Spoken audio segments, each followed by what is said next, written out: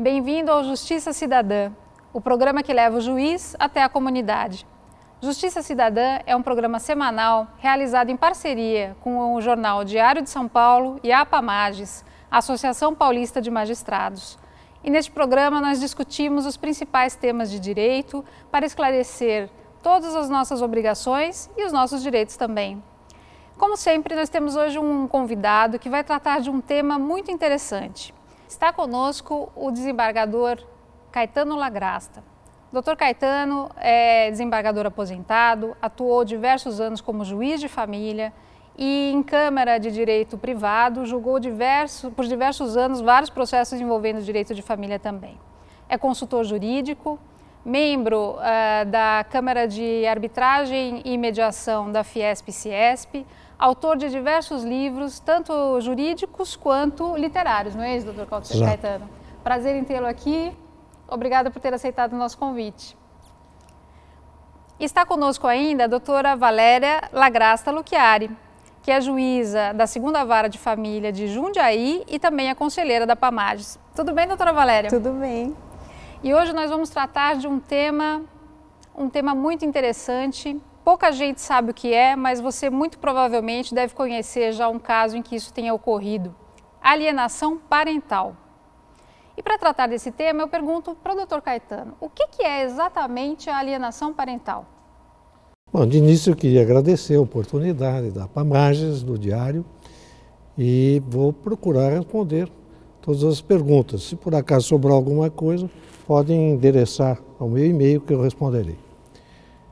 A alienação parental é uma prática que parte de um princípio muito comum, que é a doença do alienador. O alienador, em geral, é uma pessoa ou doente mental ou em vias de ser um doente mental. O que ele faz com a criança, com o alienado? Ele cria na cabeça da criança fantasias, falsas memórias. Ele cria verdadeiramente uma lavagem cerebral.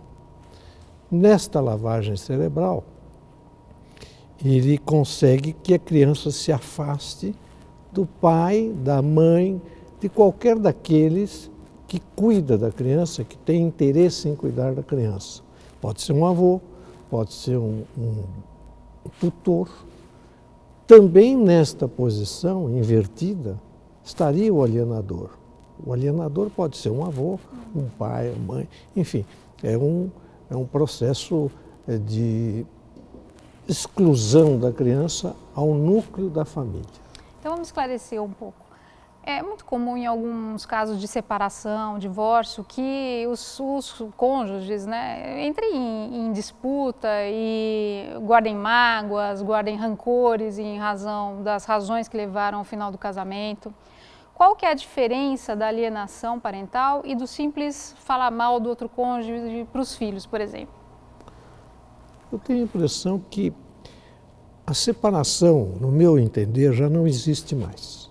O que existe é só o divórcio por uma determinação da Emenda Constitucional 66. É uma emenda e o Supremo Tribunal adotou. Enfim, são aspectos jurídicos. A manutenção, isso para chegar na sua resposta, a manutenção da separação simples e não da decretação imediata do divórcio é que tem levado a família a permanecer em litígio. Então, vamos dizer que eu me separe de minha esposa e continue esperando um tempo para pedir o divórcio. Enquanto isso, as crianças vão sendo envolvidas naquele clima de disputa. Essa disputa sai, muitas vezes, do próprio pagamento da pensão alimentícia. Enquanto que, se você tiver uma guarda compartilhada, todos esses aspectos são minimizados, a criança tem um ambiente saudável e os pais se colocam na posição de pais separados. Quando você diz hoje que o casamento é indissolúvel, já não é mais uma verdade absoluta no Brasil, porque existe o divórcio. Então, o casamento sim é dissolúvel. O que é indissolúvel? É a manutenção do ambiente favorável aos filhos, é o respeito aos filhos. Então, quando você começa a falar mal do seu cônjuge, ou do seu companheiro, ou da sua companheira, ou do seu pai, ou do seu sogro, você está, de uma certa forma, já dando início a uma alienação parental, que seria impedida pela guarda compartilhada. E aí nós teríamos que partir também para o assunto da guarda compartilhada. Depois, mais para frente, eu tenho a impressão que vocês podem perguntar sobre isso.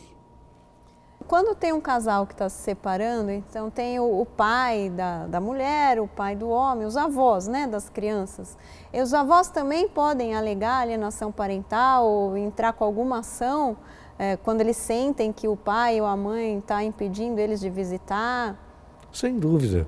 Eu entendo que sim, já quando julgava na Câmara, dei acórdãos nesse sentido.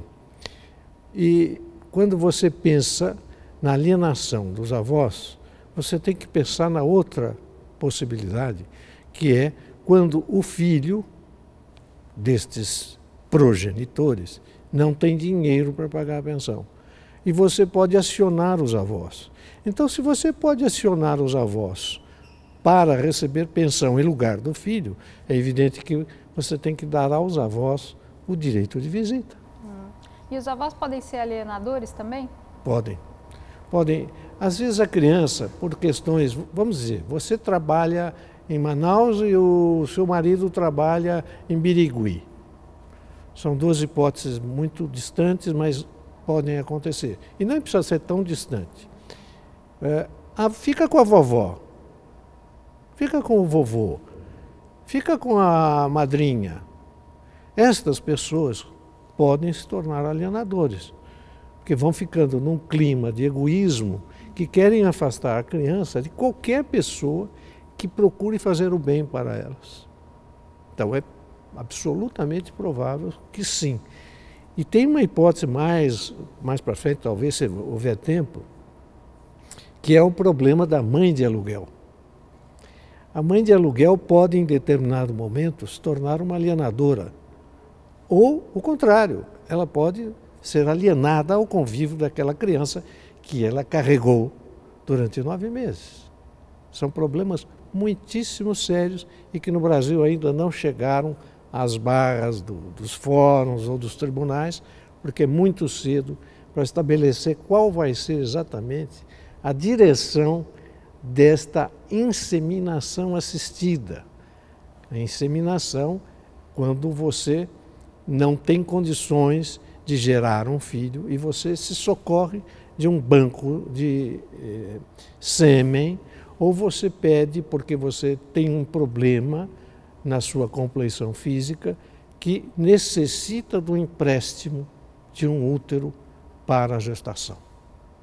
E quando o senhor falou, né, que pode pedir alimentos para os avós, mas pode em qualquer circunstância pedir alimentos direto para os avós, a pessoa, ou ela tem primeiro que pedir para o pai ou para a mãe? Sim, e só depois para os avós? Sem dúvida.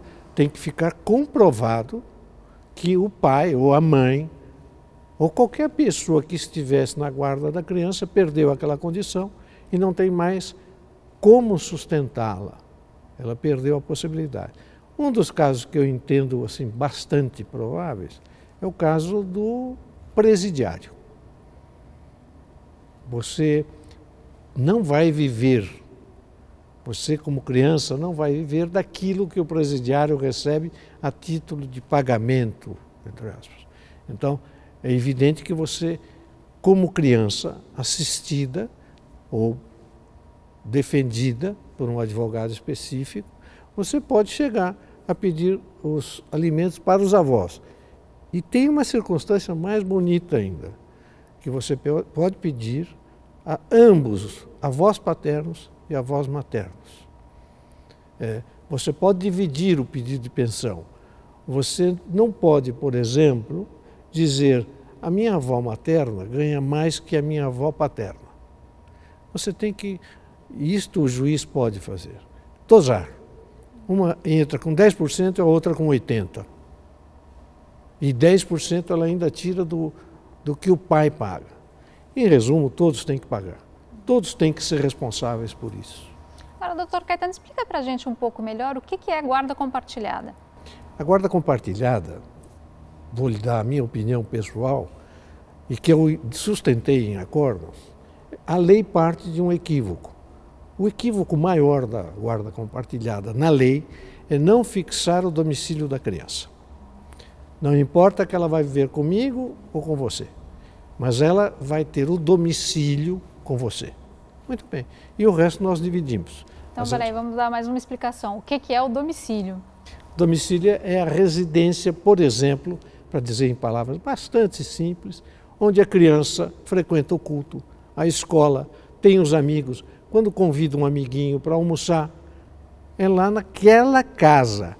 Senão nem ela sabe onde reside. Quer dizer, seria então a casa dela. A casa dela. Quer dizer, o domicílio é a casa onde ela mora com intenção de ficar.